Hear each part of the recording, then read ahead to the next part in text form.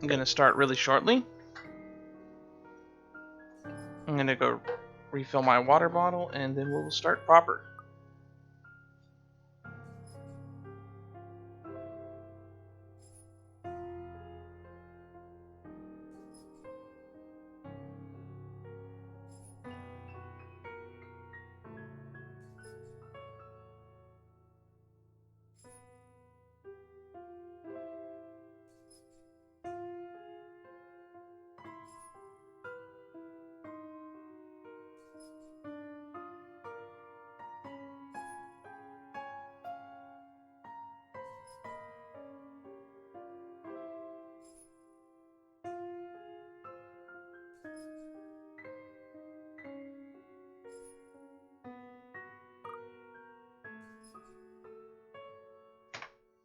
Okay.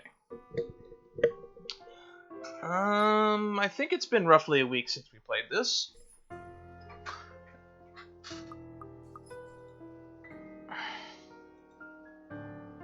Uh-oh. Did the game literally crash as soon as I hit load? Whoa!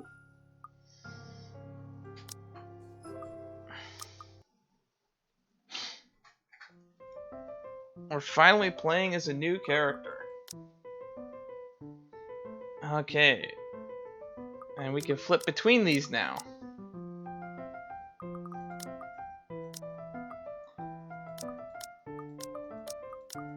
That's gonna be weird, how I can influence how much they like each other when I'm controlling all of them.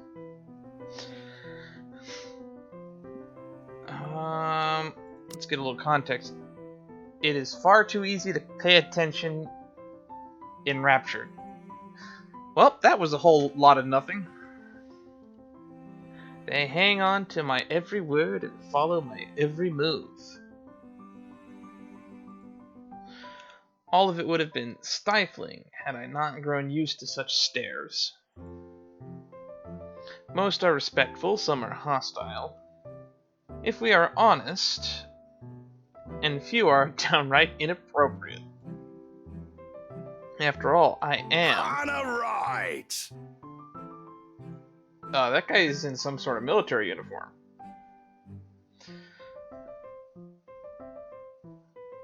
There's a moment of agitation as familiar but less than welcome face approaches me with a suggestive smirk on his face.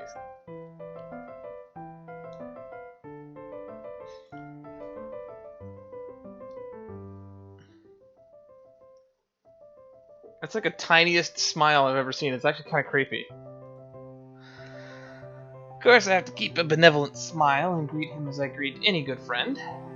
After all, this man can turn heads, being famous in his own right. Officer Lee!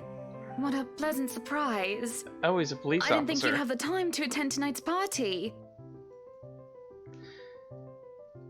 He's more Luke's friend than mine. Really, I'm quite sure I only invited his wife.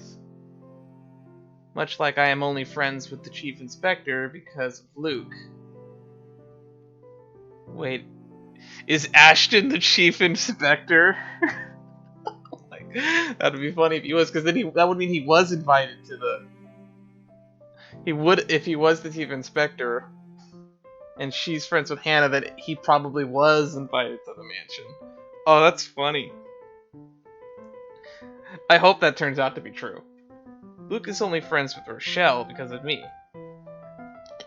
Unlike how I treated Lee, however, Luke never hid his animosity for the Lee matriarch.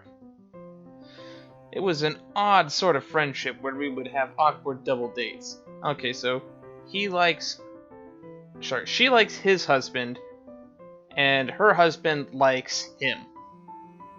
But neither one of them likes the other. I don't even recall his first name. It started with a N, I think? I might be wrong. Aside from being Chief Inspector of the... Oh, this is the Chief Inspector. Okay. Aside from being the Chief Inspector of the Luxembourg Police, his wife, Rochelle Lee Nevance, that's a mouthful, owns a General Electronics company, fridges, freezers mostly. Oh, I always have time for my favorite socialite couple. Might I say, you look positively ravishing tonight. There's a lot of lens flare on the screen, and his voice is way gravelier than I expected. Then again, I've been watching a lot of detective shows, or rewatching a lot of detective shows lately, and that was more gravelly than I was expecting for a chief of police or a head inspector. I see the husband isn't with ya. The way he eyes me up is enough to make my skin crawl. Yeah, that was uncomfortable. Can you just never say that again? I just wish Luke was here to fend off the more unseemly of our peers. You know the ones. Men who are just a bit too friendly, staring too long into my assets and getting close just because my husband is not here. Yeah, sounds like you have an issue you take with people. And to think they have the gall to do this at my own party. In my house, I might add. But like any high society woman worth her salt, I know how to handle it with grace and dignity. I suppose you are looking pleasant as well. Luke's busy with work, unfortunately. Rochelle isn't here? A shame. I do hope he isn't causing you much trouble. That husband of yours can be a bit daft sometimes, acting like he's still some young bachelor. You mean like you were, like all of 30 seconds ago? The wife sends her regards and her apologies, but something came up with a doctor and she needed to attend to it. You know her, being pregnant and all. Oh, she's pregnant. Good for her. Whoop. We make small talk. Rather, I'm forced to do so, as he would not leave my side after finding his place there. Much to my chagrin, I've been extricated? That's a word? From the few who flock in hopes of flattering, for I can tolerate them far better than Lee. He is a nice enough person, and I adore his wife, who obviously the brains behind it. He's an inspector. I can't imagine his wife is smarter than him. Not to sound sexist, but someone who manages a retail store that sells appliances generally sounds lower on the totem pole in the intelligence department than someone that solves crimes, mysteries, and is generally in a position where they are in a job where they think more than they actually act.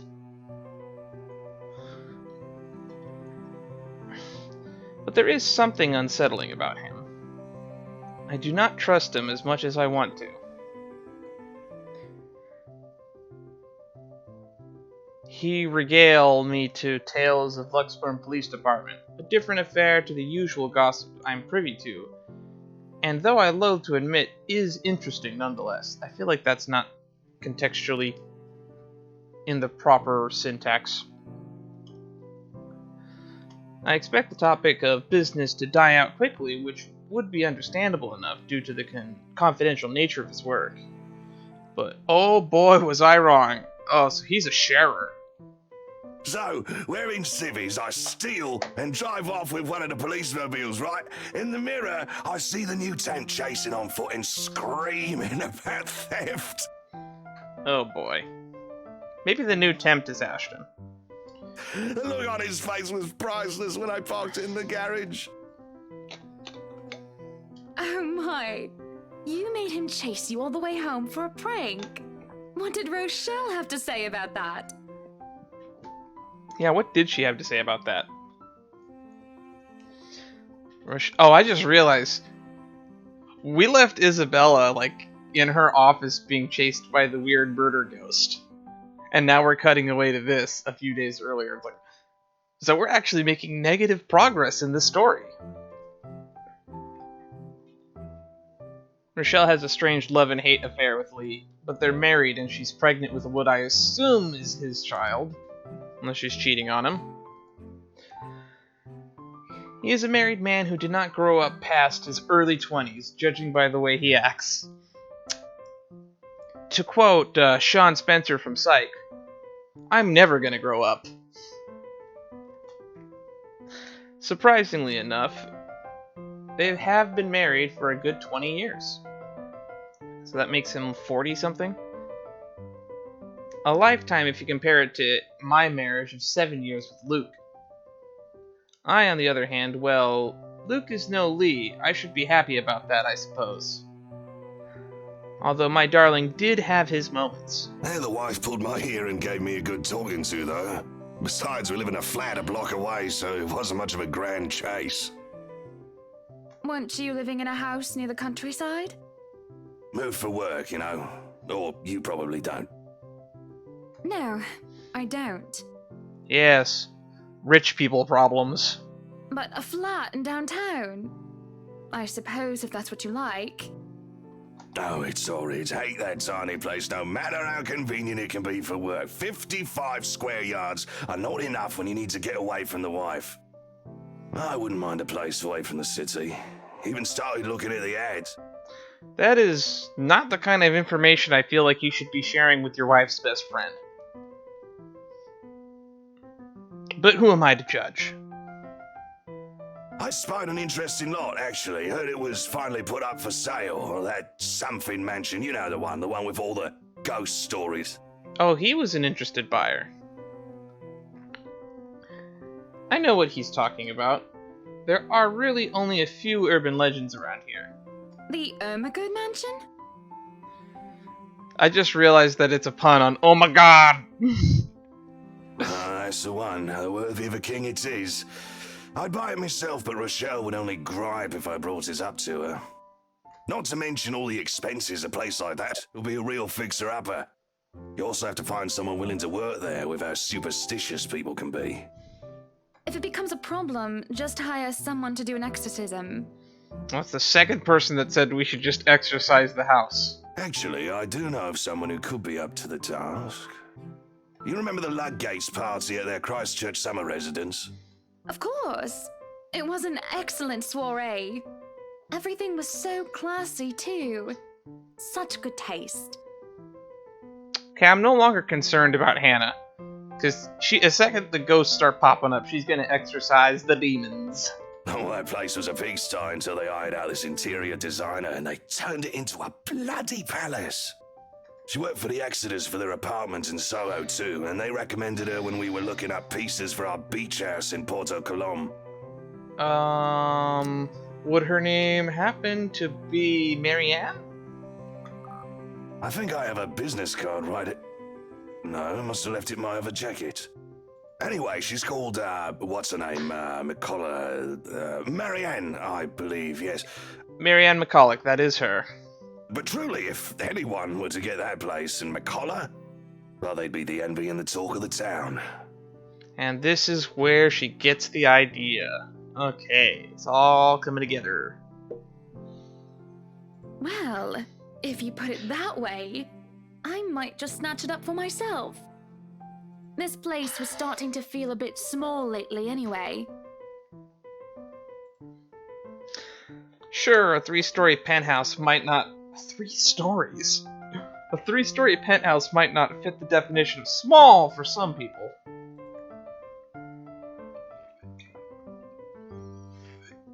Okay, maybe a lot of people. But it isn't big enough to have grand parties in. As it is, I only invited about 30 people to this one, and it already feels cramped in here. 30 people in a 3-story house? Yeah, that could imagine that being cramped. I don't know what the square footage you're working with, though, is. Because this could be like 3 stories and like a couple thousand square feet per story. I think I've got like, what, 1,600 here? It certainly would be nice if I didn't have to ride an elevator up and down several floors before I could get anywhere. That I understand. I was living with my dad way back when in Hayward. He recently moved out of that place, actually. Going up and down an elevator or stairs just to get to and from the apartment got really taxing, especially if you ever had to move any new furniture in and out of the building. Which we did have to do because we replaced 2 couches and 2 lounge chairs. in the history of living in that apartment. Oh, and 2 TVs. Yeah, it was never easy going up and down those. But I don't imagine that's a Hannah problem. I believe that's more of a the helps problem for her. She's just annoyed with going down probably 7 flights of stairs in an elevator. All Luke's words, not mine. Oh, she doesn't even care. Besides, I have been looking for a good anniversary gift. Luke might like this one. Where is he, anyway? Are we gonna jump to Luke immediately? Oh, no, we're not. We're literally gonna skip to the next day. Hannah Wright threw a party in her penthouse at the Cache. The city's most powerful were seen, including Chief Inspector Harvey Lee of the Luxembourg Police Department. From him, the socialite heard of the avant-garde mansion upcoming open house and the interior designer Marianne McCulloch. Okay, so these events stay, even when we're playing as Hannah.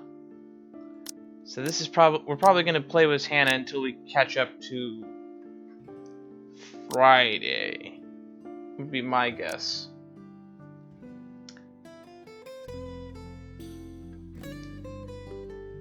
Luke is dressed to the nines, as he usually is. Apartment nines? I know dressed to the nines is a phrase that some people use. And he looks ready for whatever the day will throw at him. His butler and valet wait at his side, just in case he isn't as ready as he looks. Oh sure, that is normal. What is confusing me is the fact that he is on his way out of the penthouse, considering we won't have anywhere to go till much later. Where are you going? I am to attend the Triad Autumn Tasting. I do believe I informed you of this 2 weeks ago. Yes. And might I remind you that I had stricken that off your schedule? Because 1, the doctor told you to stop consuming so much alcohol. And 2, I informed you a few days ago about the open house we are going to attend in its place.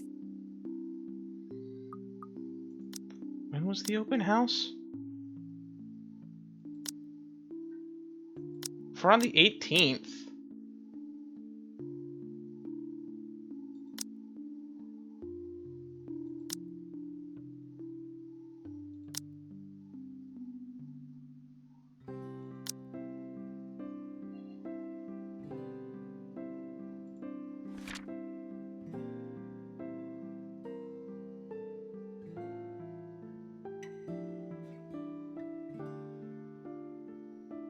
Friday. Okay, the open house was on Friday. So, did we literally just skip to Friday?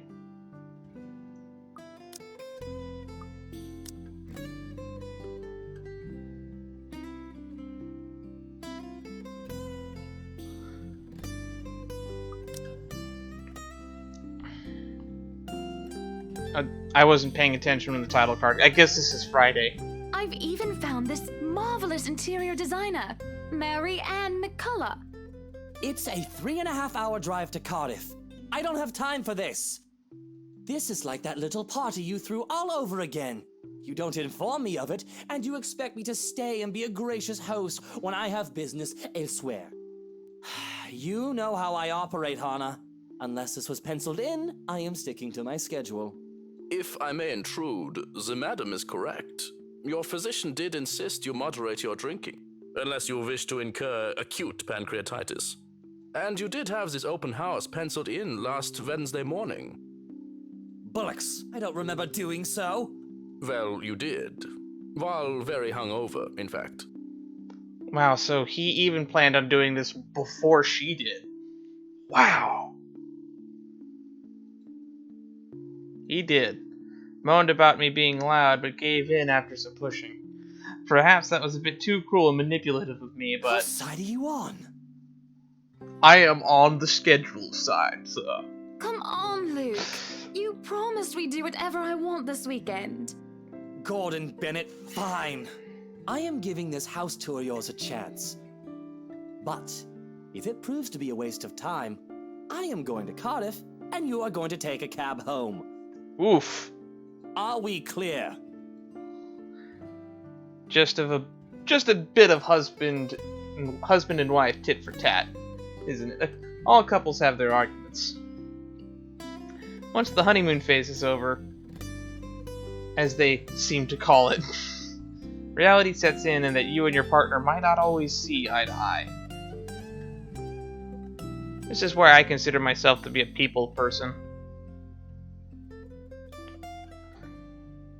Life is complicated, people are complicated, and no one can see eye to eye on everything. So, a good relationship should be founded on compromise, not on agreeing on everything. Because it just means that you're gonna live in your own little bubbles until you run into that one thing you can't agree on, and then you'll fight to the death over it. Not speaking from experience, just speaking from personal hypothesis. Yeah, let's go with that. 7 of them is nothing to scoff at. Just cannot bloody believe I agreed to this. I was really looking forward to the triad tasting. Though sometimes I think it's something a bit more than just simple disagreements, and I have to stop myself from wondering where we went wrong. There's always the Triad Christmas tasting in Manchester next month, and that'll only be an hour and a half drive. Have I been neglectful? Have I offended? Have I acted shamefully? Well, I mean, manipulating someone when they're drunk is always kind of a no-no. Yes, but Cardiff. Certainly any problem can be discussed. As long as he doesn't turn me away. Well, there goes my good mood. And that's why he was in a bitter mood during the entire open house. Are you happy now, Hana?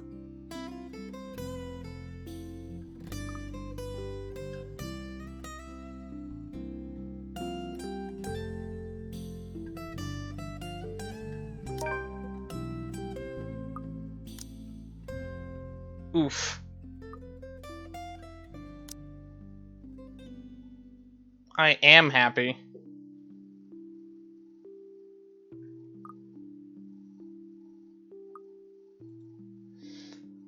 And I'm sure he will be too, once he gets over this little upset. There is no point in aggravating him anymore, so I keep myself from commenting on the issue any further. A sweet smile, a bowed head, no need to provoke.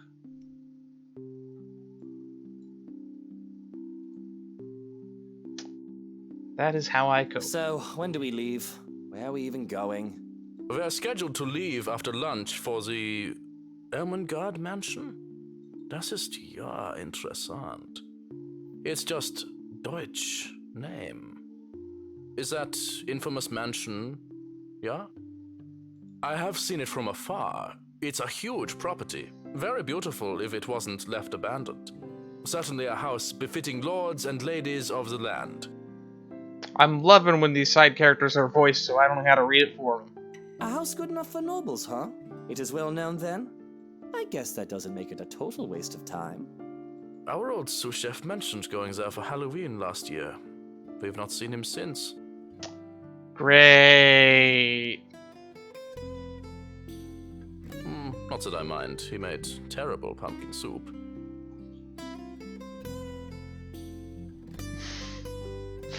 I smile even as they turn their backs to me. Yeah, it is Friday. Okay. The ride to the mansion is quiet, with Luke having stared out the window the entire way, not paying attention to anything around him. Meanwhile, I am conflicted.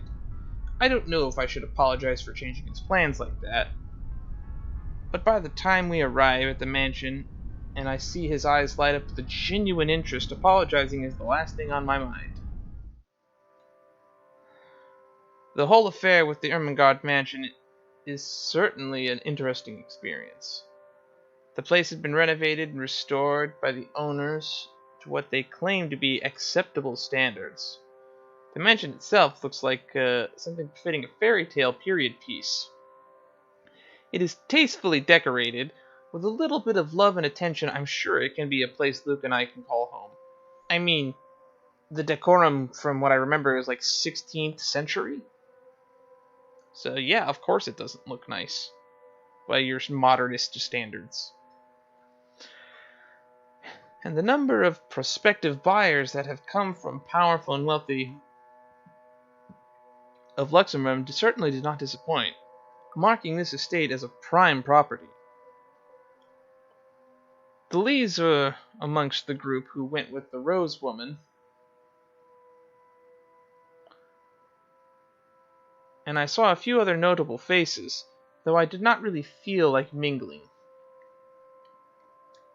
Unfortunately for every one of them, the Wrights are interested in buying.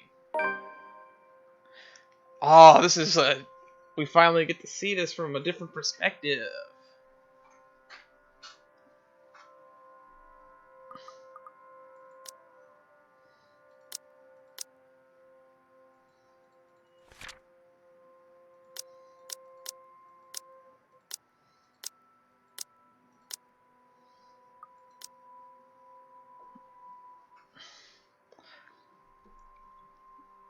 What's been bugging my mind, however, is that Isabel. That's right, she doesn't call her Isabella, she calls her Isabel. I just remember that, and that she's the reason that I keep getting the name wrong. And now I'm going to get it wrong even more, because I'm going to be reading her name wrong intentionally. What is her problem? I still don't quite understand what's happening. One moment she's scrambling to give us the paperwork and finalize the sale. Then she's panicking over some sort of prank letter or another. Dear me. Is Isabel all right? It is apparent, with the way she shakes, by the pallor on her skin, that something has really shaken her up. Isabella, do you need me to call that ambulance? I am worried, but it will be best if she is attended to by someone more familiar to her than like her partner. But even then, the girl refuses Rose's offered drink and looks just about ready to make a run for No, it. I'm just feeling a bit out of it. Excuse me. I'll be back. I just need to catch my breath.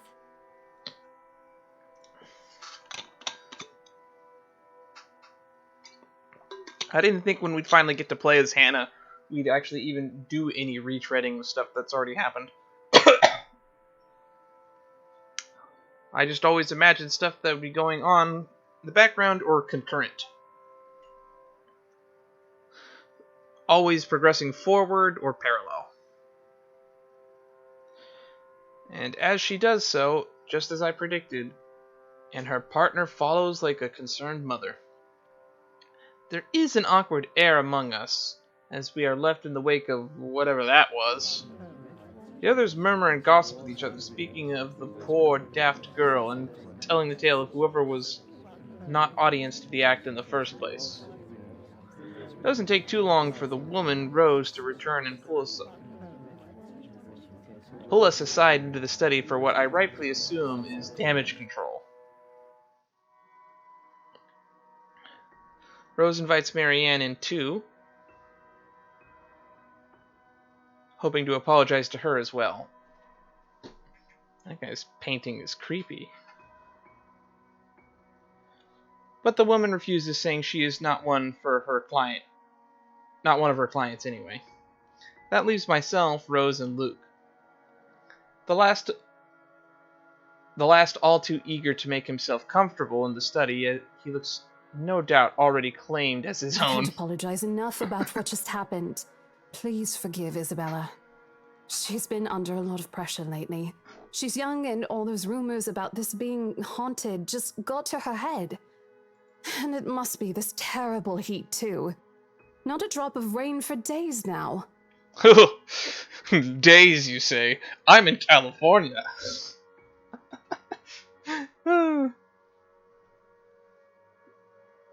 Are you sure it is wise to just let her go like that? Where is the poor dear? She might get hurt. She's more likely to hurt somebody else, given what just happened. I don't agree with you, Luke. I'm more with Hannah on this one. I told her to sit down and take a break. Already rang someone to pick her up, too. That might be for the best, dear. But please, we're here to talk about the mansion, yes? Why, I absolutely adore it. Don't you, Luke? Some of the rooms will certainly have to be repurposed. We want to change the appliances and have Marianne lead on the decor, but the whole thing is just lovely. I guess. It's certainly a lot roomier than our penthouse. Exactly. Lots of space for guests, parties, a lot of room for little ones to run around too. Let's not discuss that right now, Buttercup. Oh, she wants kids. Well, then again, her best friend is pregnant, so I can understand why that, because that idea is going to be ever present in her mind now. Anyway, I do think it would be a shame to let this mansion slip past us. But you haven't even finished touring the house. Well, we like what we've seen. I am making her job easier for her, am I not? Yeah, but generally it's never a good idea to buy a house. Like, imagine, because we have no clue what the disrepair of the attic definitely looks terrible. But they didn't even look at the second floor. No need for loans or long price negotiations. We can just sign a contract and close the deal. Really, you'd think the woman would be more than happy about an easy sale. I know how these estate agents worked, how long they had to wait, and how long they had to spend even just for a single sale. Why, she should be jumping for joy right now. I can understand your point of view, but they're just trying to be respectful to you, because they don't, even if it is an easy sale for them, it just shows good customer service that you at least show concern for the customer and don't let them make any hasty decisions. I'm sure the commission on this mansion is nothing to sneeze at, even if she has to split it with the Isabella girl. Do you think we could have horses here? Probably. There's a lot of space out back. Yes, those do sound nice, love. Anyway, if anyone else is interested in buying this property, I assure you that I'm able and willing to give a better offer. I don't like the way her portrait looks in the corner here when she smiles all smug like that. It kind of gives an air of creepiness to me. But maybe it's just the background music and it's making me uncomfortable. I A vineyard would be nice. Or maybe And we do reward our people quite generously, Rose. So if I were you, I would start on that paperwork. helicopter pad. That's what he was thinking. Yeah, helicopter pad. Yeah, there's definitely room to put those somewhere. I pause. There's a small moment of complete silence, where Rose and I just stare incredulously at Luke. Incredulously? It's an unspoken understanding, a rule between the two of us that we have put on an act. With our social standing, where the image matters, it is also important to avoid making enemies. And to follow this rule is an easy feat for me. From youth, I have been a well-trained social butterfly, gracious and graceful. What on earth is this monologue going on about? Luke, on the other hand... Wait, what, Luke? No, what? Whatever would we need a helipad for? It'd be nice to have one, I guess. There's got space. There's a lot of acreage behind. This mansion has like 10 acres attached to it. I'm sure you could fit a helipad somewhere on a 10-acre plot. Well, he likes to play the fool sometimes, even if he's anything but. I could get behind that. I like playing the fool too. As he throws me a smile, a wry smile, I shake my head and beckon Rose over. This is to be our home, and there is nothing she or anyone else can do to change my mind. This is the place that speaks of power and importance, and at the same time of safety and comfort. Safety and comfort. People died here. Perhaps we can even have our family here. There is definitely no better gift than this for our special date. My everything is here. Everything here is absolutely wonderful. Except for that ugly painting in the study. Oh, is that what that is? I thought that was a mirror. Dear God, who put that up? Looks like a bad fake of an Edvard Munch painting. Here's the deal. I'm willing to pay 10% higher than your listing price. If anyone tries to outbid us, just add another 5%. I wouldn't have said that out loud, because I know some corrupt people that would have taken advantage of an opening offer like that. I doubt anyone can, of course. Or, you know what? Just add 15% to the listing price, and we can sign all the paperwork now. People with money. People with money. Ugh, people with money irritate me sometimes. I don't like the fact that people with money get special treatment.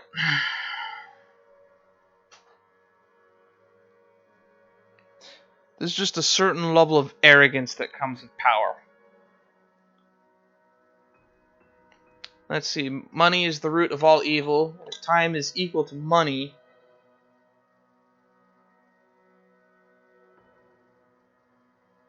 then that means evil is money squared.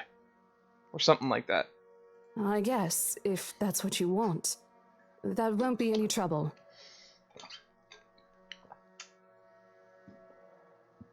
I don't have all the papers now. Didn't think this would be a quick sell. I can think of one person. Well, not so much a person, but I can think of something that could probably outbid that. And that's that the government buys the property just to repossess the land, mill it over, and make a parking lot.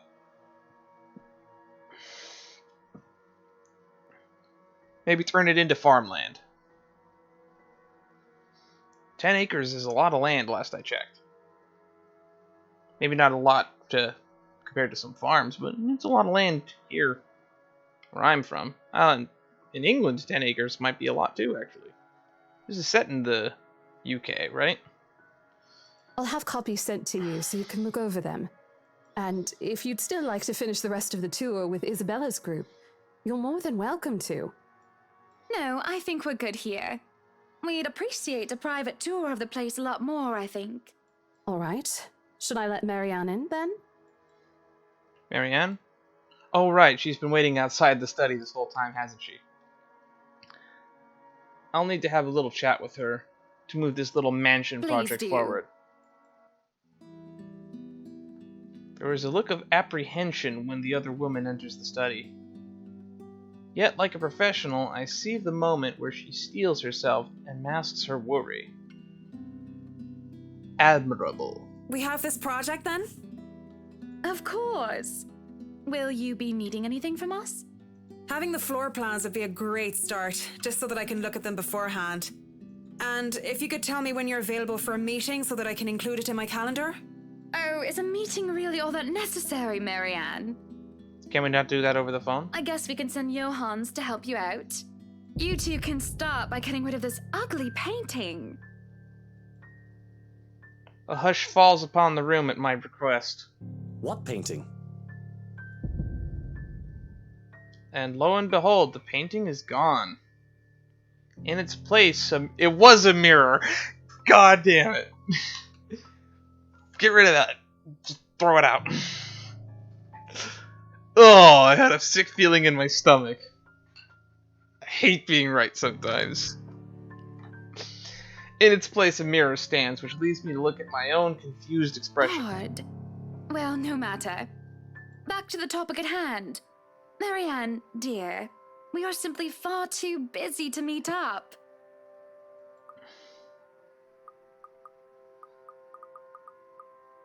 Oh, come on, you gotta reach out and save.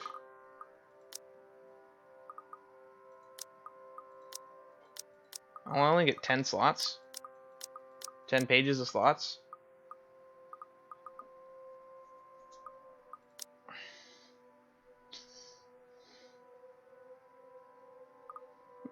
But I guess we can free up a day to meet with you. I mean, how long would the meeting be? I don't really need another Maudlin Monday reading about Maury anyway. The What? book club can function without me for one day. What time shall we be seeing each other? How does lunch sound? Besides, my house has a higher priority over book club. Why, we can hold the next meeting in this place. Surely the beauty and grandeur of it all will inspire the spirited and lively debates about whether modern-day writers can match up to the classics. That is quite the topical discussion when it comes to literature.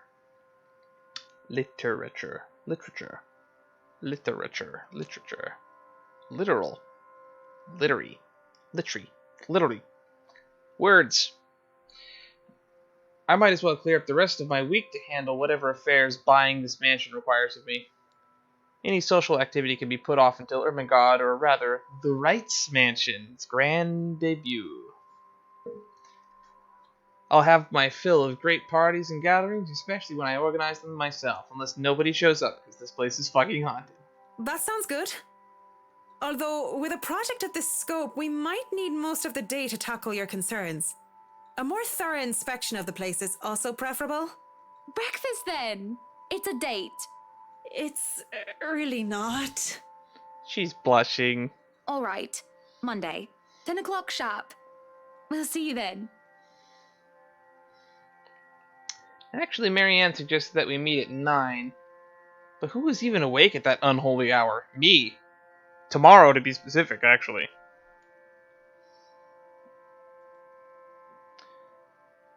I was lucky enough to wake this morning before Luke went all off on his way to Cardiff.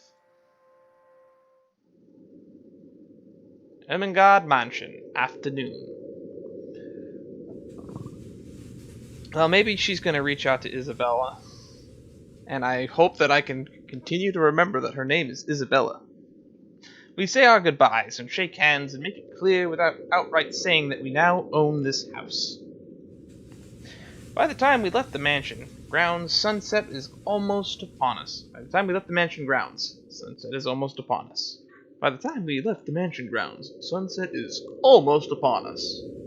That wind is loud and in my ears. So, you really want to buy this place then? That's a bit of a big impulse buy, even coming from you. You don't look creepy. You look straight up scary. Ugh, look at that angry, pronounced brow, his piercing eyes, stern gaze. And his pocket square.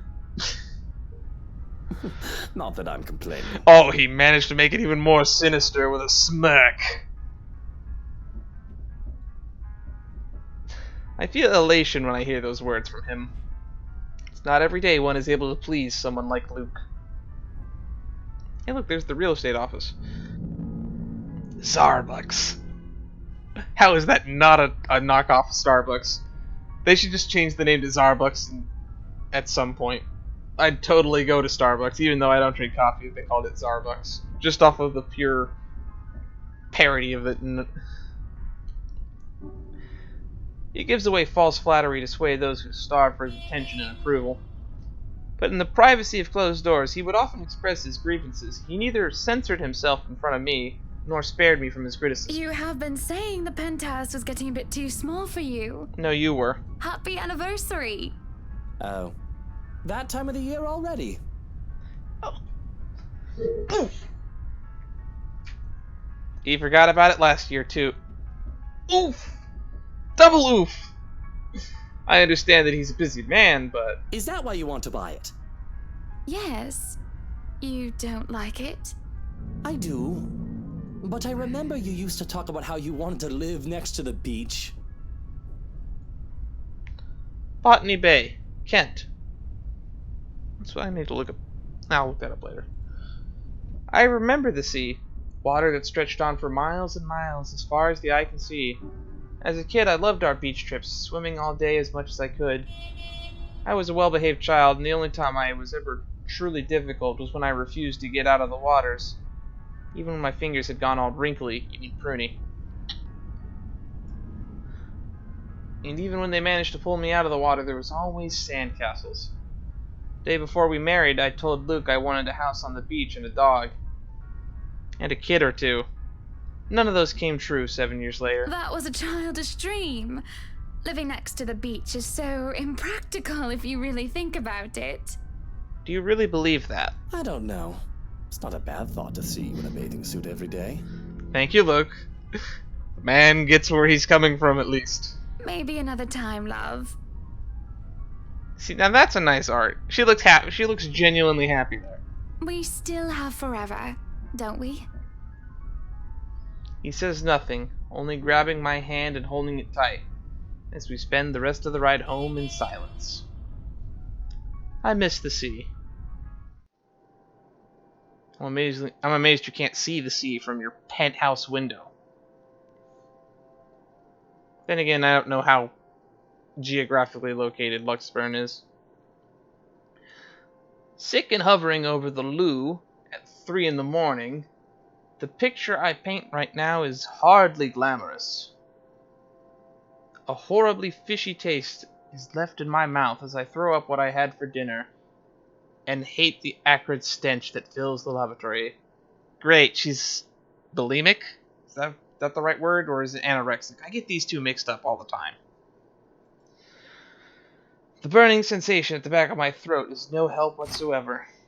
I can feel another wave of nausea come up on me when the door opens. Hannah, what are you doing so early out of bed? I'm fine, love. I must have just eaten something bad.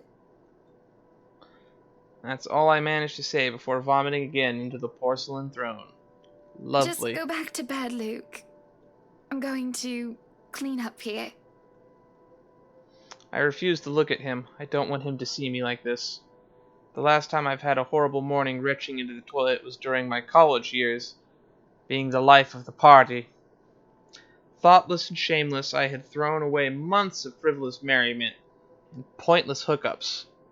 I didn't even retain any of the connections I made from that time. Ugh.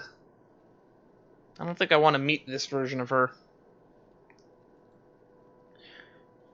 Sure, they still know of me and I still know of them, and we still do business from time to time. But I've lost touch with anyone who I didn't see on a daily basis. I hardly have any of the friends I had when I was still Hannah Evans. Teachers, fellow university students, drinking buddies, and old conquests like Jack. Who? No, don't touch me, sweetie. It's disgusting. Oh, wow. I'm disgusting. Luke sits down next to me on the toilet floor. I guess they call the bathroom the toilet over there.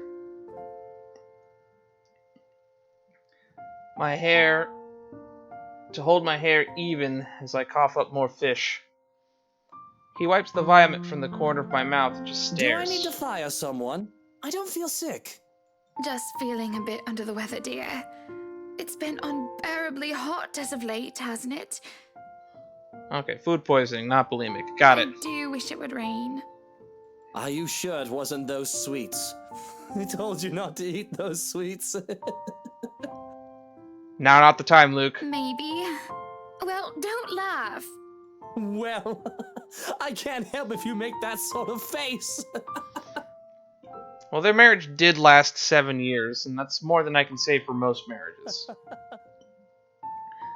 He starts chuckling, and soon enough he's in a fit of laughter.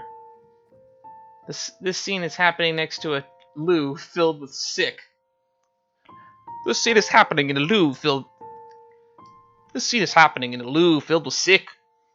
Just makes the whole thing a bizarre and nearly makes me start giggling as well. I try to stifle it though. My accent is going all over the place. I try to stifle it though, as I smack him on the shoulder. I'm not making a face, Luke. Stop laughing. Shut up.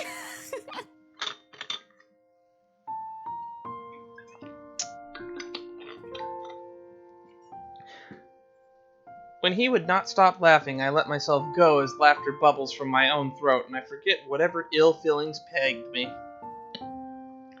We are just husband and wife, laughing together at a funny face. The little things in life. I look forward to that someday. Someday.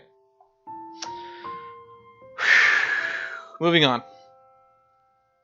I let myself go because I know that these moments will not last forever. But if I just know the terrible things that are to come for us, I would have wished for everything I have then and there. That laughter. What? But if I just know the terrible things that are to come for us, I would have wished this everything. I would have wished with everything I have then and there that the laughter stayed. Up, higher. Come on now. October 26th, Wednesday.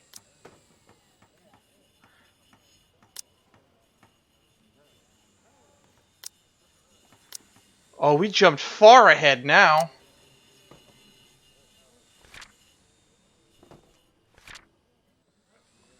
Happy anniversary. During the open house, Hannah pressured the estate agents to sell her the mansion.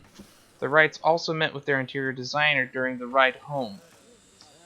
Hannah revealed that the mansion is her anniversary gift for Luke. Things seemed to be looking good until Hannah suddenly fell ill later that night.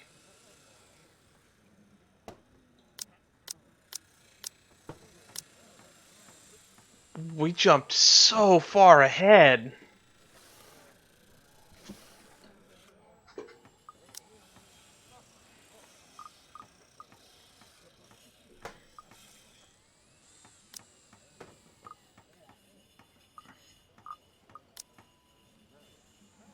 The place is still bustling with movers carrying furnishings here and there, along with several trunks of personal belongings taken from our penthouse. Luke watches them like a hawk, making sure nothing is handled carelessly or gets stolen. Careful now. That's a man who cares about his stuff. I know your pictures are framed by cheap plastic, but those are framed by African blackwood and are one-of-a-kind commissioned paintings. Each one is easily worth a lifetime of what you lot make. Thank you. I will now take even less good care of it. Luke, do the dishwashers go into the kitchen or the butler's pantry? Pantry, Buttercup. You have enough room for a dishwasher in the pantry? Damn, I wish I got a better tour of this place. Careful, that's Emma. No, you there, put that down. You do not manhandle a Napoleon Abueva. A what? I can see the exasperation, and I have to send the foreman an apologetic glance. Even Johannes rolls his eyes as he goes by. Considering Luke is always like that during a project, Johannes and I have gotten used to it. Poor Marianne, on the other hand, looks a bit stressed at seeing the gigantic mess before quickly going back to work. Everything has just got to be perfect. Actually, exactly the way he wants it. One little thing out of place, one little thing that didn't fit the image he clearly constructed in his head, and Luke gets bent out of shape. Sweetie, why don't we go and sort your suits upstairs? Let Johannes and Marianne and the foreman deal with the rest of the work. We have this, Mrs. Wright. Yes, please do go before a blood vessel bursts. Bloodstains are so troublesome to clean.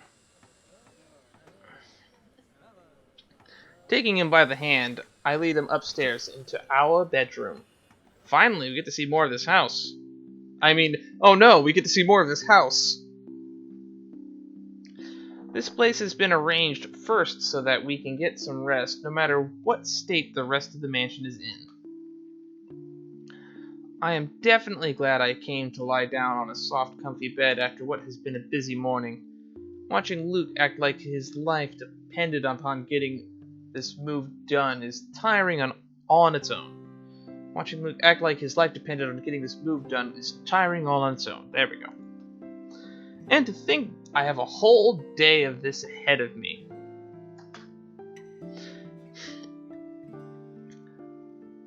I feel the bed dip beside me as Luke sits down with a sigh. Well, I can't wait for this to be over. I don't know. It's fun seeing you all fired up. Here at home and not at work, you know. You know I can't always be home, Hannah. I have a company to run, unless you've forgotten. What is the company you run? I haven't forgotten. You're the one who insists on being there to make sure each and every little thing is under control. I just really miss you sometimes, and I wish you were at home more often. Why, if you're not careful, I might go a bit loopy and I'll start bringing cats home. Oh no. Oh no. And soon enough, one day you'll find yourself going home to a farm just filled with felines that follow you everywhere. Oh, don't bluff. The things would shred up your precious furniture. Dang, he's got you there. Besides, you don't even like cats. True, true. Dogs are infinitely superior, of course. I knew I liked you. But to be fair, I got nothing against cats. A lot of my closest friends have had cats. And my dad recently took in a cat that now has a litter. And I might be getting saddled with kittens at some point. Oh no. I just realized that's my future. My future is a farm filled with cats. Oh no. But what about the wet dog smell? The mess? I'm not cleaning up after a mutt, no matter how cute. If you think about it, a cat would be better. They are meant for each other. They're a normal couple. It's just like how I imagine couples. They fight, they bicker, they compromise, they get along. They got together for a reason, and you kind of get to see it. It's not always that we can just sit down and talk about these sort of things. To joke around as if we're teenagers again, with very little problem in the way of responsibilities and roles. Can we go back to that conversation you had about Jack? Who was Jack? I want to find out who that was. To hear his genuine, honest-to-goodness laughter is a rarity. This is just the second time as of late. And I can only see it as a sign of good things to come. All good points. I guess we could just have kids. That is, if you prefer dealing with soiled nappies and sick as opposed to dead birds, mice, and litter boxes.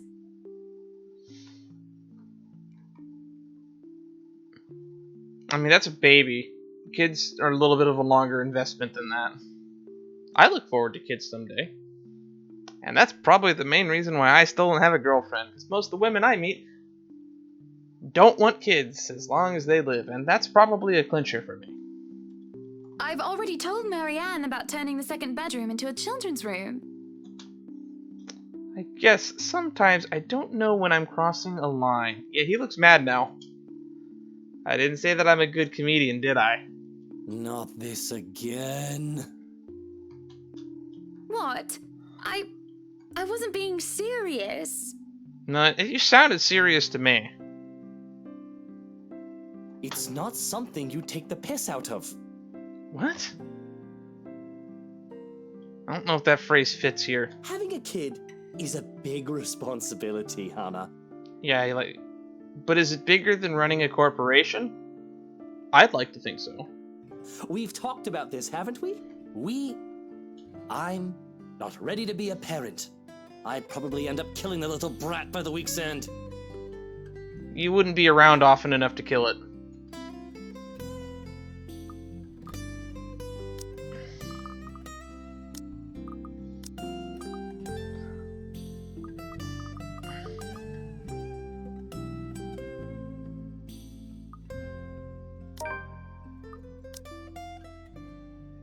Oh, come on. I thought that he'd like that. Fine, we'll go with my first instinct, which will be to say he's a great father. Kylie likes you well enough. Who? Who's Kylie?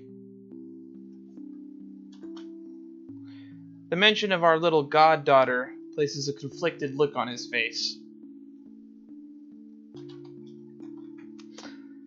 This is what I hate about some visual novels, like the fact that required me to now have information that I would not have known unless I had picked the right choice, which is stupid. Because it was not mentioned earlier on, and it would have been something that I could put up. But Hannah, not me, does have that information. So she could make that decision. Which is a decision that, honestly, probably should not have been a choice left in my hands. Sometimes it's cute when he denies having a soft spot for the little girl. But then sometimes it's sad, and it makes me wonder what happened to make him think so poorly of himself in this regard. Yes, well, it's Kylie. The tyke likes everybody and, on the off chance she doesn't, likes them well enough as long as they buy her sweets. And sure, that kid is great, but if I get tired of her, I can ship her back to her father at the end of the day.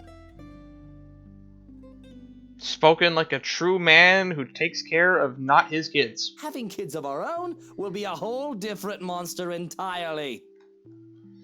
I have never heard him talk about his father in anything but a business context. I recall Damien Wright kept hearing about him from my own father, even before I met Luke. The business world praised him for running a tight ship, all until one mistake led to a great loss for the Enterprise. It was then that news of Luke Wright, prodigy's son and successor to the old man, started to show up, and he aided in the recovery and growth up until the Great Recession. I'm getting a bit off track. That was interesting stuff nonetheless. We're getting a lot of backstory here. Regardless, I've never heard him talk about his father like one would talk about I family. think you'll be a great father. There is a smile, no matter how There is a smile, no matter how half-hearted it may be. I do really think that. He might not be a good, honest man. A part of me knows that, though I try to silence it. But I know Luke well enough that he will be a better father than either Damien Wright or Henry Evans. Who's Henry Evans again? Oh, that's your father. That's right, Hannah Evans. Hannah Evans.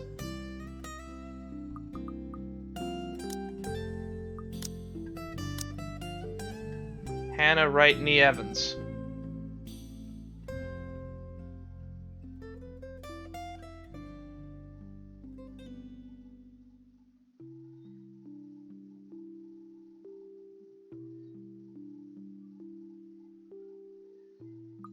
Okay. Oh, my back is killing me. Give me a second.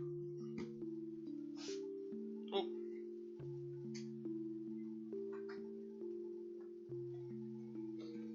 Come on, David. You can do it. Okay. No, I can't get my back to pop. I love my father, but he never had the time. If it is any consolation, I think you'd be a decent mother. I have seen no evidence to the contrary, so I will agree with you. On the other hand, I have never heard of his mother. A silence settles, both comfortable and uncomfortable. There is a familiarity in each other's company despite the awkwardness that has transpired. Defenses and masks down without anybody else looking, we are both together and alone in this quiet. But a crash from downstairs startles us both out of our reverie. Luke lets out a heavy sigh before coming up to his feet and straightening his jacket. I'll have to attend to that then. Be good, darling. And watch out for your blood pressure. He gives me a kiss on the cheek before leaving while I lay in a daze.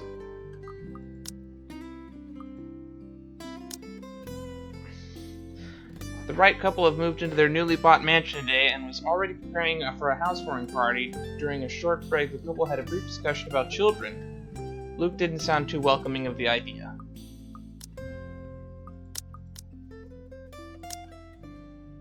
Nice. Alone, as per usual. I really should be used to it by now. I can feel the minutes tick by with me just lying here, feeling miserable and full of self-pity. I have rolled over to lie on my stomach at this point, with my face buried into the pillows, and then there's a knock at the door.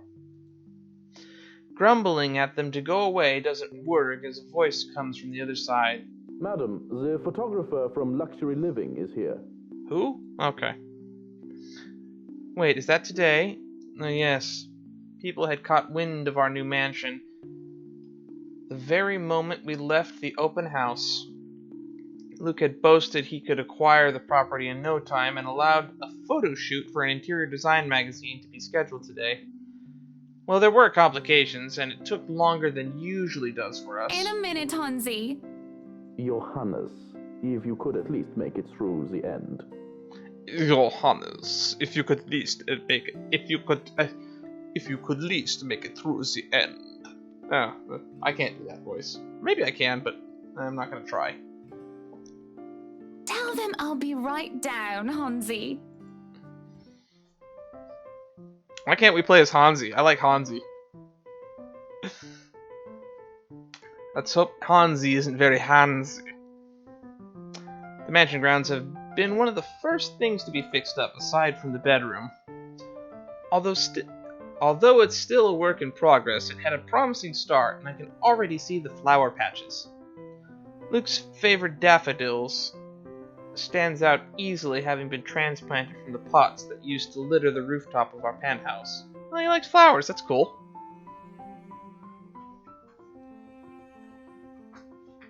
Why, if the moving crew thought that Luke was being hard on them, they clearly didn't see the landscaper on his way out.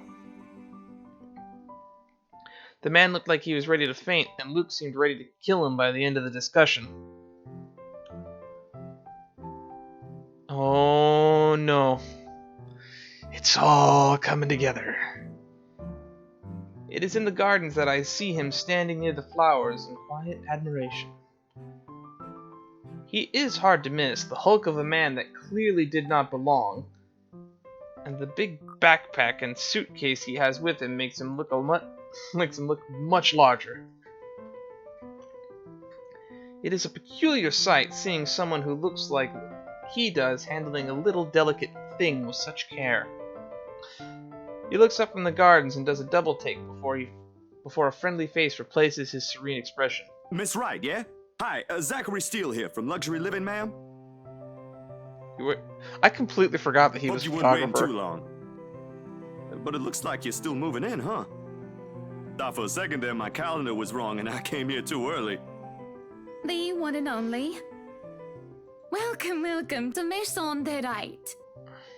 And yes, we've been in the process of moving in as we were delayed, but it won't be a problem. They're just adding a few things here and there, and you should still be able to do your work. Where's the rest of your crew then, Mr. Steele? Zach is fine, please. Mr. Steele makes me feel like I'm a mascot for a cleaning product. Mr. Steele! It gets the paint clean! Anyway, I'll be your one-man crew for today. Don't worry, been doing this gig for a while now. You must be quite the veteran to handle this on your own. Yeah, he's even directed a few independent films. We've had a full crew coming into our penthouse the last time we were covered in your magazine. Veteran? Oh, your words are too kind, Miss Wright. Hannah! If I get to call you Zach, you have my permission to call me Hannah. Wow, that is very forward of her. I am starting to like her more and more. Alrighty then. Anyway, I'm no veteran, but I know my camera well enough to make sure this is a good shoot. You can trust me on that, Miss Wright. Hannah.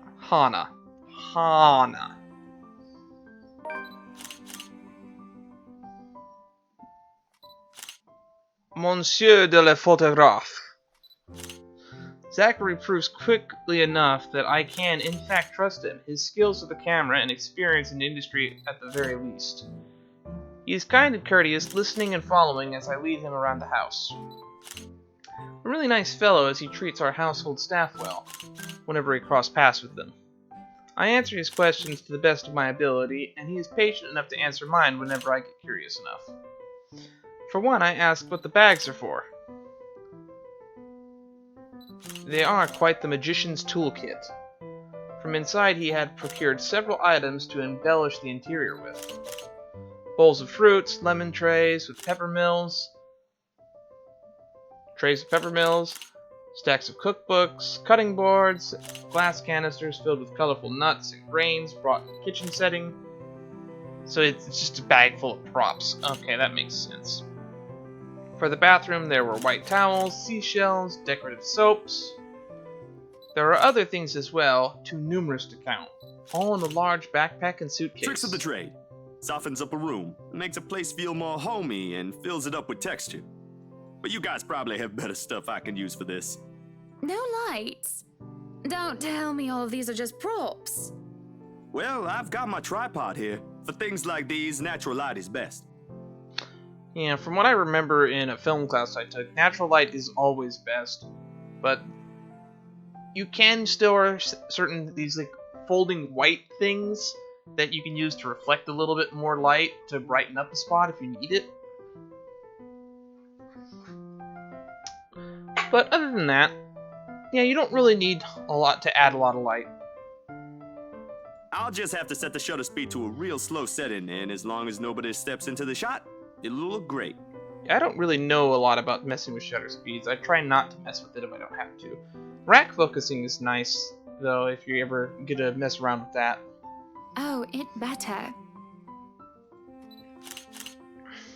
We go through the rooms one at a time, although we first tackle the ones that movers have no business in anymore. Ooh, is that a ballroom? It is.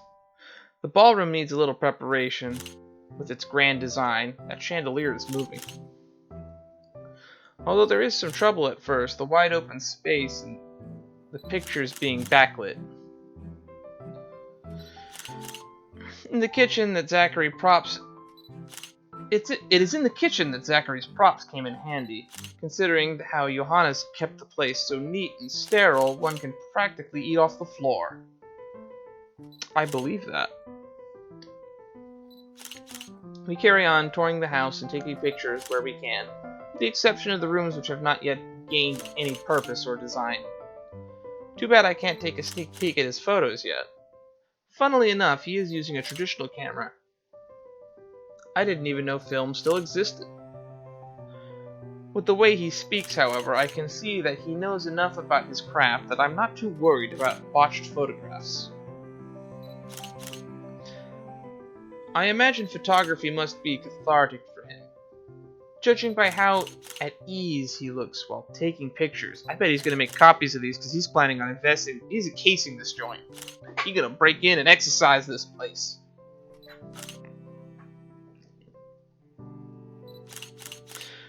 There are small snippets of conversation in between the clicking of the camera. He even goes as far as to talk about these terminologies like shutter speeds and aperture. When I ask about the technical aspects, I can't quite see the picture as it's made, much like when I watch artists paint on their canvas. But just watching someone passionately practicing their craft, such as this, is exciting in its own way. Going through the many rooms has been quite the exercise for the both of us. Oh no, I have a feeling we're about to get to see a sneak peek of Mrs. Backfoot. Despite that, he has been so nice and I find myself putting on my best smile. But it is as we're taking pictures of the foyer that everything comes to a standstill for a moment. Just a moment. Here comes a QTE or something spooky. And had I not been paying attention, I wouldn't have even noticed. It is merely a split second when Zachary's rhythm is put to a halt.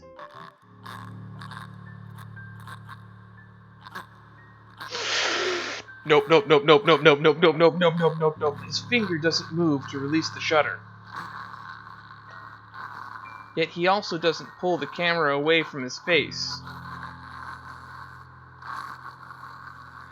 Gaze still firmly fixed through the viewfinder.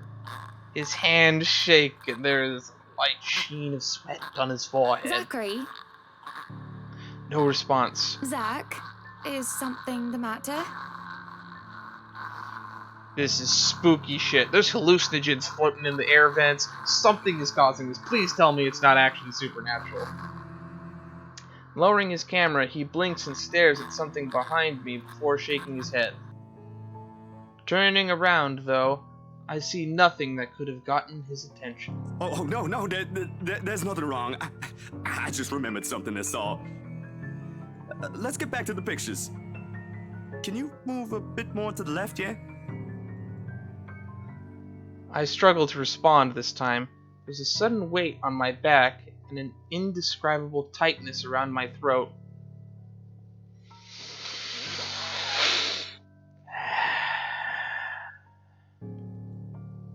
Everything stops. Everything starts again as I manage to choke out. If you're sure. I don't know what just happened. It was probably just a dizzy spell. I'm fine. And he said he's fine. We continue at the same pace as before. I'm fine, you're fine, everything's fine. This is fine. This is fine. We continue at the same pace as before, although there is an unspoken agreement that we will not talk about what just happened. So, is this a full-time job for you then? Nah, I just freelance mostly for magazines, newspapers, and events. So you can't really call it a full-time job. It's fun and it puts food on the table, but it's not what I really want to do. At least, not all the time. What is it that you want to do then? Maybe I've been out of line, sticking my nose in other people's business, but I can't help but ask. I regret doing so as I can see his shoulders slump and the easygoing air as he fades away. He looks torn over whether he wants to talk about it or not. Films, documentaries mostly. But cinematography is a lot more difficult than photography, right? I was working on this thing, actually. What thing? Well, it wasn't really a big thing. People didn't like Blue Fonzie very much. People don't like a film about colors. I suppose they would have liked Blue Bibby a lot more. Very funny. I feel like there's a joke there about French that just flew completely over my head. So, Grand Director, do you want to tell me what Blue Fonzie is all about? He hesitates, but when I refuse to budge on the matter, he gives in and spills it all out. Blue Fonzie est la peau sombre de la noix britanniques. It's about the slave trade, right? Dark blue, the darkest of hours of the black British. He speaks with passion of one who has gone through the very matter he is concerned with. There is conviction, knowledge, and experience in his speech. While I would have told him that he was an amazing speaker if only I wasn't so engrossed in listening. Prejudice and discrimination in schools and in the workplace. Okay, so it's the history of black culture in the British from slavery to present, I'm assuming. Lesser chances for opportunity and higher chances of being treated like a criminal. He spoke of blacks and people of color in general still being treated like a second-class citizen. All because of the color of their skin. It is all just positively riveting and sad. It comes to a point wherein he loses steam. He looks abashed, realizing what he had just done. Sorry, I just got so carried away and... It's fine. It is really so fascinating to watch people talk about their passion after all. You should see how your eyes light up when you speak so fiercely. And she genuinely means that. You do have very beautiful eyes. Uh-huh. Thanks, I guess. That last thing was borderline flirting, and I did not feel comfortable with that.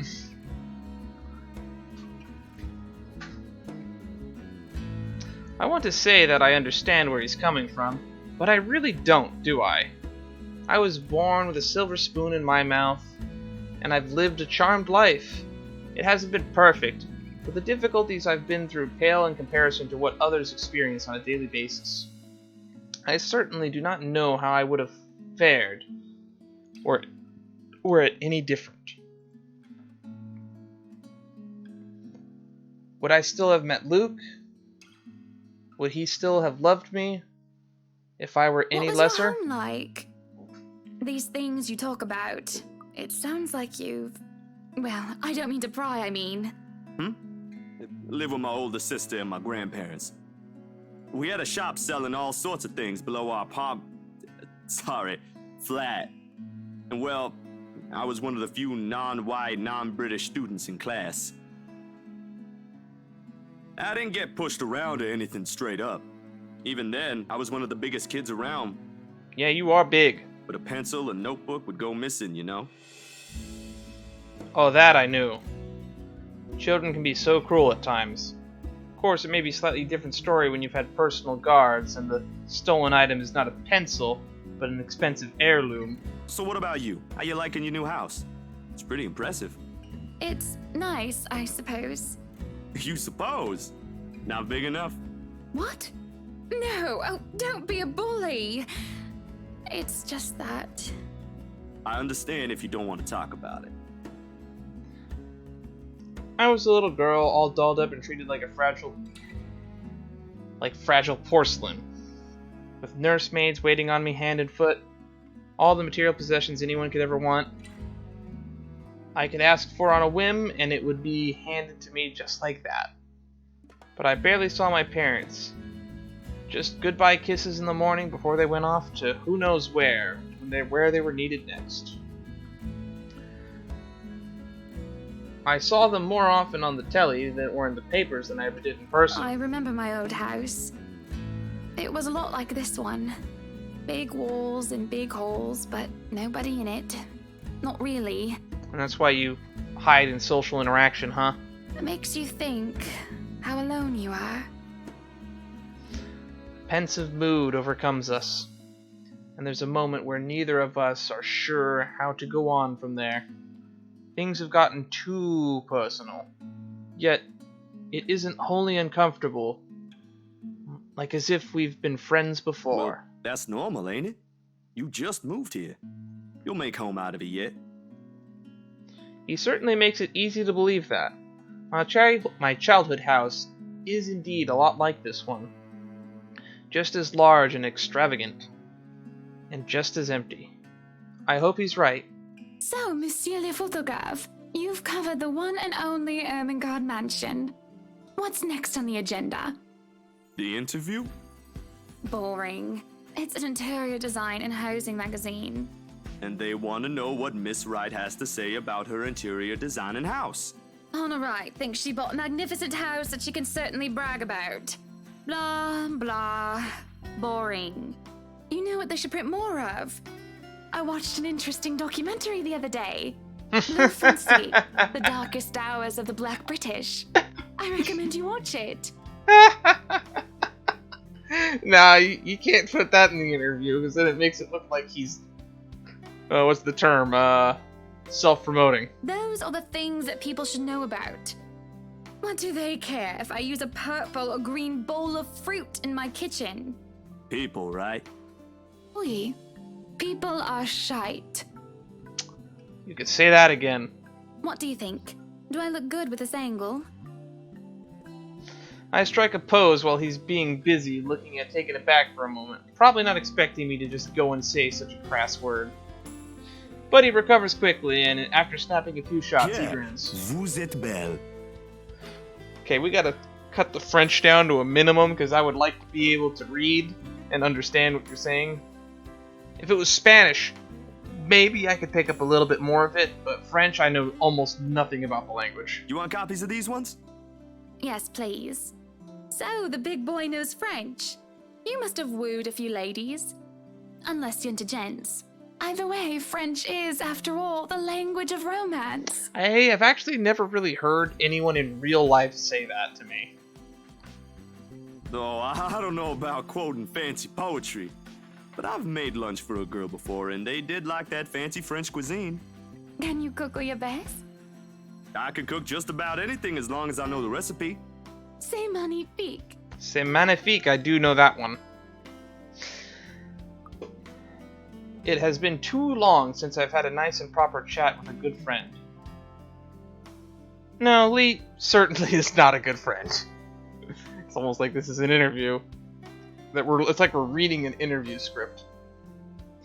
And although we just met, Zachary is the sort who can probably befriend anyone. He's just a comfortable person to be around with.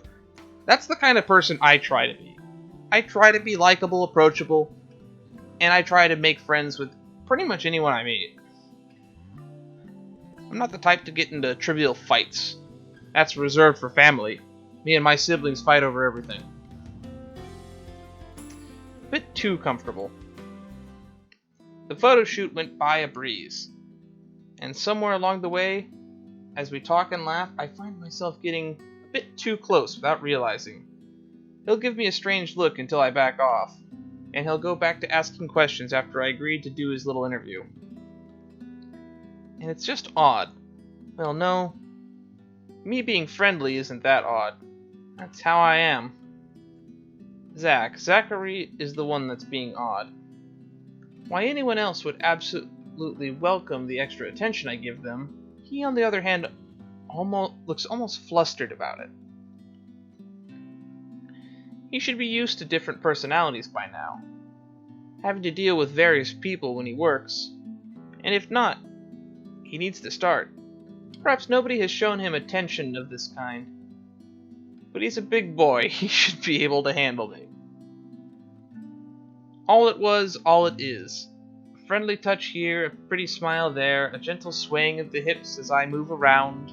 Zachary grew more and more red every time he noticed. Am I being mean as I find enjoyment in seeing him unravel? Just a tad. Perhaps. This went on during the interview, and beyond that. Okay, now she's just flirting for fun. There's nothing wrong with what we're doing, right? Zachary and I are having a playful, friendly chat while enjoying the outside view. At least that's how I see it. I'm sorry, but I'm really getting distracted. Could you maybe stop doing that? Stop?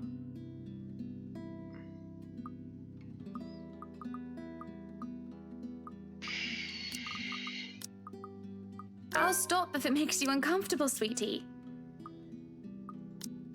Sorry. No, I should be the one apologizing. Why, you're a shy one, aren't you, big guy? It's not that, but... He gestures to the ring on my finger and lets the fact of the matter hang heavily between us. Being told implicitly that I am too forward is not a common occurrence. I think I'm more stunned at the fact that he pointed it out rather than, well, being rejected. Not that anything is going to happen between us in the first place. It was just going to be some harmless flirting, right? So, you've never had a girlfriend? No. No boyfriend either. You know, just in case you were gonna ask for that one next. And you haven't even had your first kiss? Not a one, ma'am. Do you want to have your first kiss today? Please don't. I can't help it. I really, really can't. I'm going to apologize lots later. Surely by the catty smile on my face, it's obvious that I'm pulling his leg. The laugh I fail to contain certainly gives it away if it isn't still obvious. But still, he lights up in embarrassment, stammering and sputtering objections. You're married, and this will be extremely unprofessional. Yeah, you're right, Zach. I never said I would kiss you, silly. Okay, now you're making it weird. Oh, Johann! Oh, God. No, what? No! I'm glad we have these lighthearted moments to break up the fact that there was a creepy lady strangling a woman just a few minutes ago. Don't call your butler. She's Hannah. That would be for the better. I don't think his husband would appreciate it if I made him kiss another man. I do not think he can hear us from here either. But it is hard to think you're not taken, Zachary. Why, whoever becomes your girlfriend will be so lucky to have you. You can cook and take wonderful photographs. Yeah, he has a soft spot for Becca, though. Wonderful meals and wonderful memories. I can play guitar too. Nice, triple threat guy. You can? Oh my, wonderful serenades as well then. He's an artist. Perhaps I can find a young lady who deserves a fine, strapping young gentleman like yourself. I hear that a lot. I've never actually bothered to look up the terminology or the colloquialism of what strapping means as a compliment. Let's not get carried away. Besides, I gotta be going. It's getting late and I got someplace else to be. A shame. I will be expecting you again soon, I hope. For a copy of my photographs, yes? Of course, I'll even deliver them personally. Just, you know, don't try to make me kiss your butler when I drop by. Nice. As fate would have it, the very moment the words leave his mouth, Johans comes out of the house.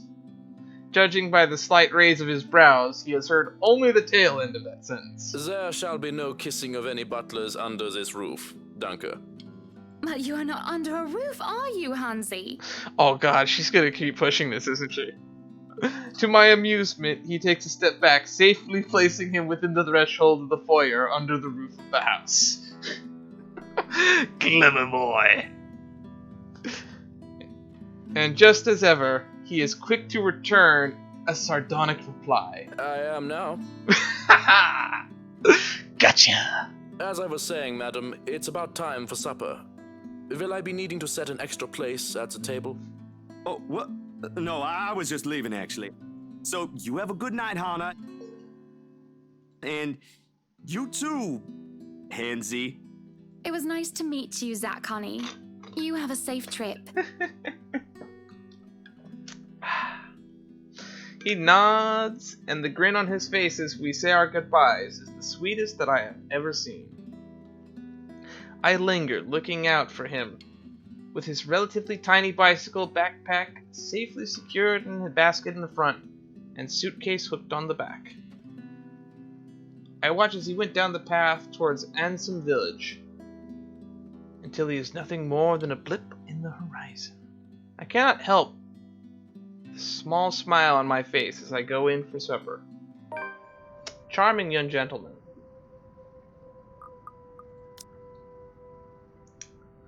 Hannah met Zachary Steele, a freelance photographer from Luxury Living and Interior Design magazine. Zachary was tasked to interview Hannah and to take pictures of the mansion and its new owners. What should have been a professional meeting ended up being a friendly and perhaps too personal. Too personal indeed. Ooh, my nose is getting itchy. Entering the dining hall causes me so much confusion. It is dark. For a moment, I thought the electric work is not set up to par. But that clearly is not the case, as every other room is bright with artificial light. Yeah, these don't look like they're that bright. Maybe you need to get some 100-watt bulbs. Finding the light switch is a monumental task, considering the size and my unfamiliarity with the room. To make matters worse, the darkness grants the room a different atmosphere, eerie and frightening. It takes longer than I thought to find the switch, something that will have to be rectified later on. My skin starts to prickle, and there is a distinct feeling of being watched. It unsettles me, and only spurs me on in my search. And when I do open the lights, there is a hiss. I'll turn the lights down, woman. There at the end of the hall is my beloved husband, with his face in one hand and a glass in the other. Perhaps I can let it go if it's only one glass of wine. However, I can feel myself go livid after seeing a toxic green liquid gleam mockingly at me. Luke, what? Are you drinking absinthe? What? You know what the doctor said. Absinthe, Luke. Absinthe? Are you actively trying to kill yourself? Because if you are, we can just hit you with a bloody car. Honeybee, Buttercup, not too loud, please. Besides, it's Lelouch, not too strong. Just hair of the dog that bit me. What? This is like flying way over my head. Like, you see where my hand is? How far off camera it is? I'm gonna take this and put it even higher. That's how far over my head this is going. I know nothing about what anything he just said has to do with anything. No clue. Helps with a hangover, dearest.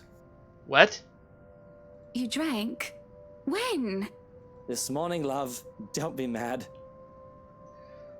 So you bought a house so that he could make a vineyard, and you also don't want him to drink.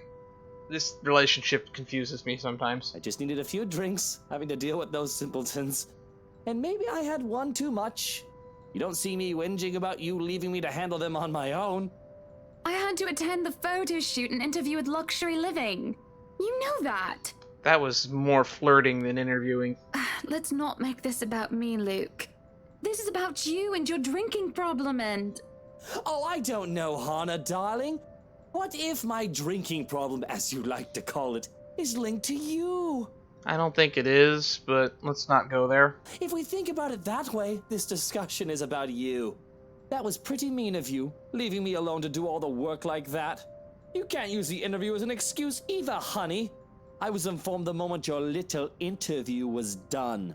So, what was it then, What were you doing?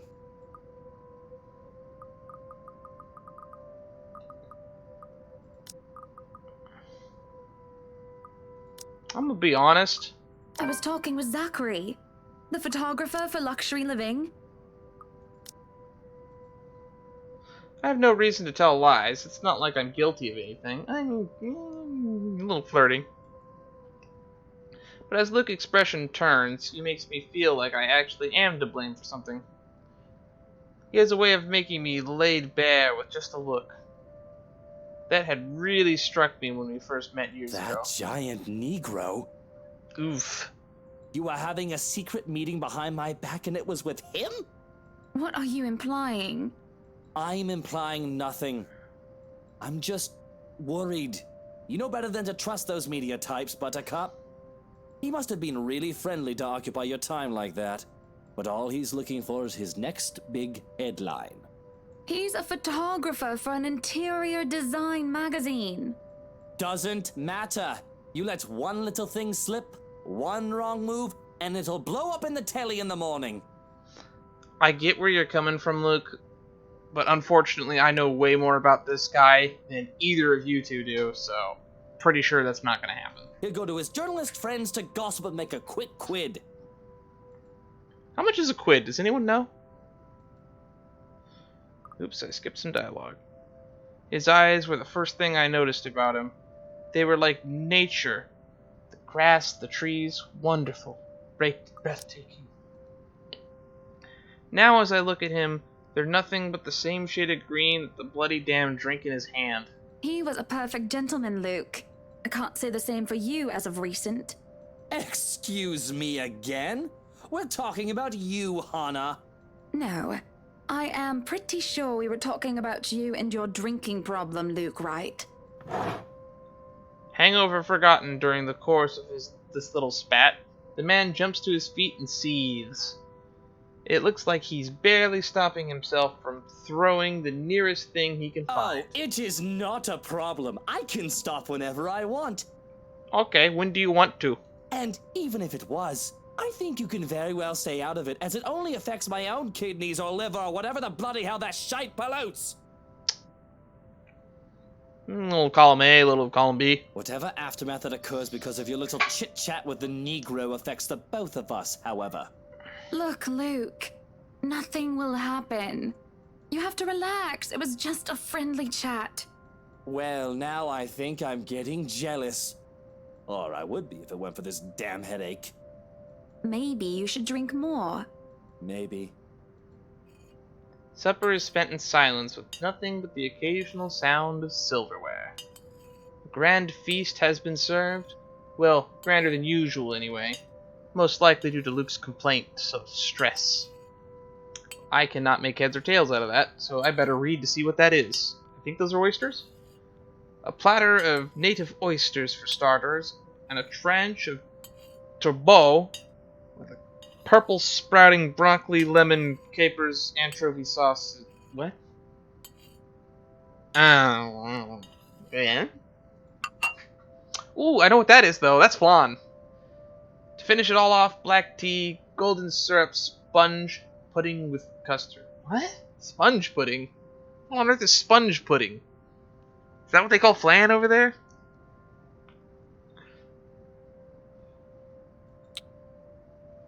But when our appetites are appeased and the plates are cleared away, Luke stands, kisses me goodnight, and leaves me to stare at my half-empty cup.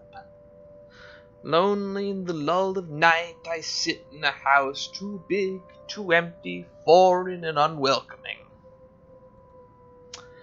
Even with its warm tone and homely decor, it feels cold. There is no need for tears, However, I know I can get through this like every other obstacle I have faced before. This is a minor setback in what I hope will be a long and happy life. To remind myself that this place is for Luke and for our future children fills me with a renewed vigor.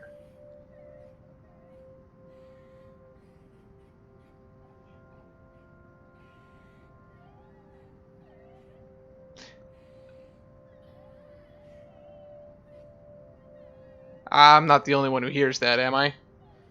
Besides, it looks like someone is having a cry already.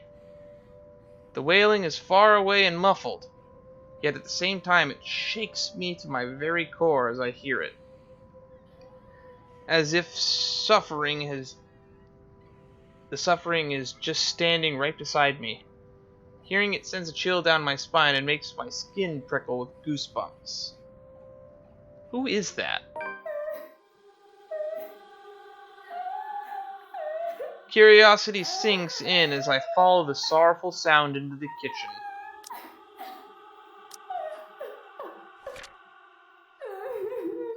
During supper, Hannah and Luke drinking absinthe, and this caused an argument. During supper, Hannah found Luke drinking absinthe, and this caused her an argument. While Hannah, angered by her husband's drinking problem, Luke was suspicious of his wife's activities, having not seen her the whole afternoon despite finishing Luxury Living's interview early. Then there was this crying woman. ... Why? Why?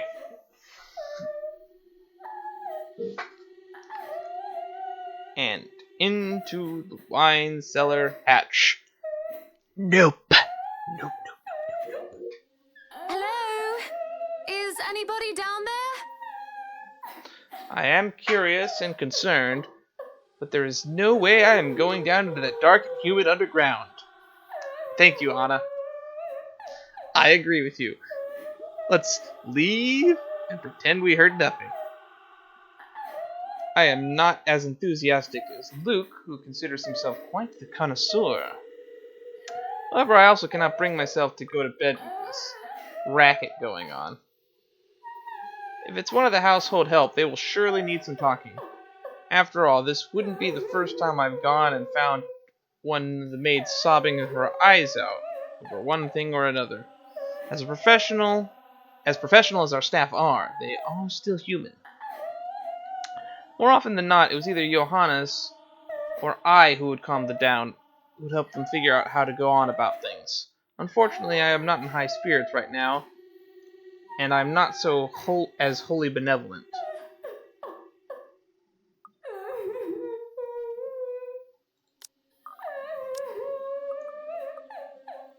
Fuck that. I knock 3 times. Waiting for any sort of reply yields me no results, and I have already touched the floor hatch far more times than I would like. Take a deep breath before reaching out again to whoever's inside.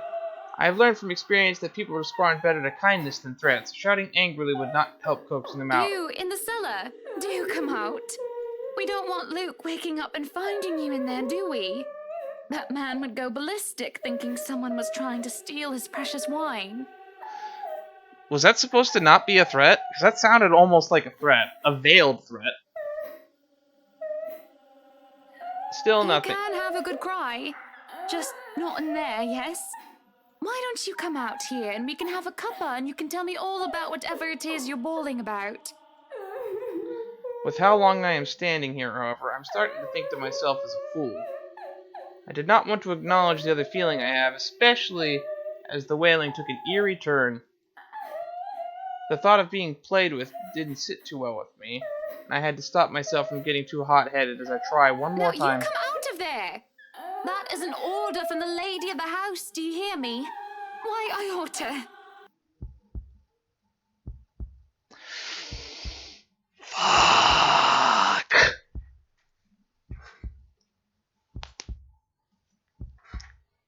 Fucking QTE coming. That's what this shit is. I freeze my hand as my hands clamp down on my shoulder. The dread I've been feeling all this time makes itself known as I kneel, unmoving, not even daring to breathe. I can feel my heart pounding against my chest. But the touch is gone, as quickly as it seized me. It is only Johannes I see when I look back. Apologies, madam, for touching you like that. You were not responding to my voice, and you looked about ready to wake the whole mansion up. I was. Thank you. I'm sorry. I was getting rather loud, wasn't I? But that crying woman in there, we must do something about her.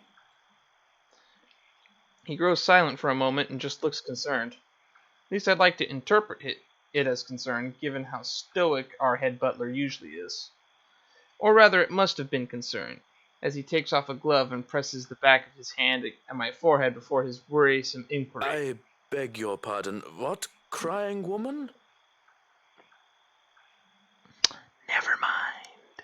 Are you feeling well, madam? Not really, no. In the cellar. Can't you hear her? Madam Hannah, no one is down there. What? The cellar is locked. Only Luke and I have duplicates of the keys. Nobody is down there. I stare at him in disbelief. Then how did she intend to open it? But when I listen once more, I hear no crying. Tugging at the hatch for good measure prove his words to be true, too. The thing won't budge unless I had a key. Short of using power tools on it. Perhaps it is time for you to go to bed, madam. You are simply tired and hearing things, a perfectly normal human experience. Thank you, Johann. But if you are still experiencing auditory hallucinations in the morning, you are free to consult with me. There is a cold feeling in the pit of my stomach as he helps me to my feet. What he says makes sense. And who am I to question someone who used to be a doctor? Oh wow, good for him. Or bad for him? I actually have a lot of respect for people that go into being butlers. It is a not highly sought after profession, but I have a lot of respect for people in that line of work. Long day of moving, the interview, dealing with Luke. That has all drained me of any proper sense. I suppose you're right. I just need some sleep, that's all.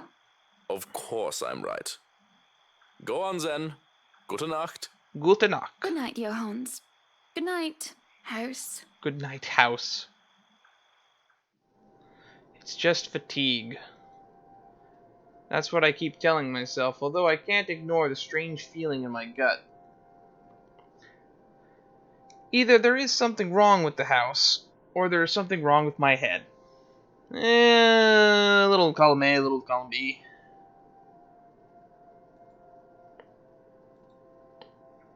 Sleep will be elusive tonight.